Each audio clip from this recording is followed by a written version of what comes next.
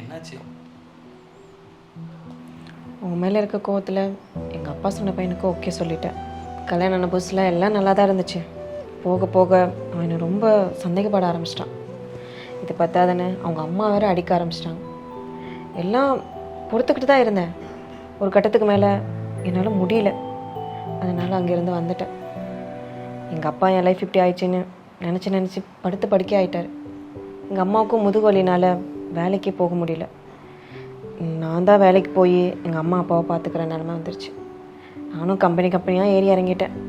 யாருமே வேலை கொடுக்கல. கல்யாணம் ஆகி நடுவில் கேப் விழுந்ததுனால எந்த கம்பெனியும் அக்செப்ட் பண்ணிக்க மாட்டுறாங்க. இந்த கம்பெனியில் வேலை கிடைக்கலன்னா நான் செத்து தான் போகணும். ஏய், என்ன செத்துடலாம் அது இதுன்னு பேசிகிட்டு இருக்க? சாரி சபரி. எதுக்கு?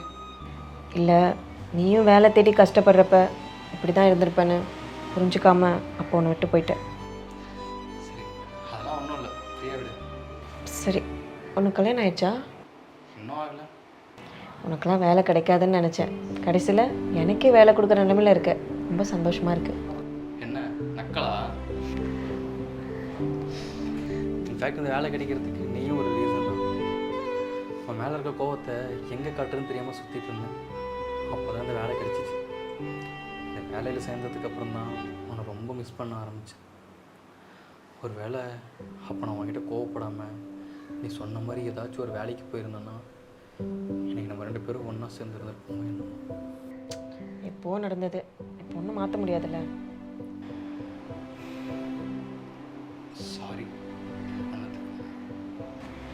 நம்ம 2 பேரும் லவ் பண்ணோம். ஆனால் அதை விட அதிகமாக ஈகோ பார்த்துட்டோம். அதுதான் இப்போ நம்ம இப்படி இருக்கிறதுக்கு காரணம். சரி, நான் கிளம்புறேன் சார்.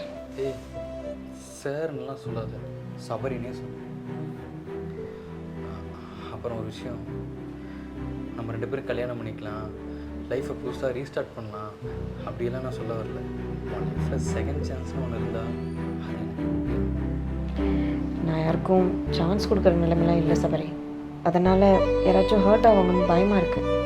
பார்க்கலாம். சரி, நான் கிளம்புறேன்.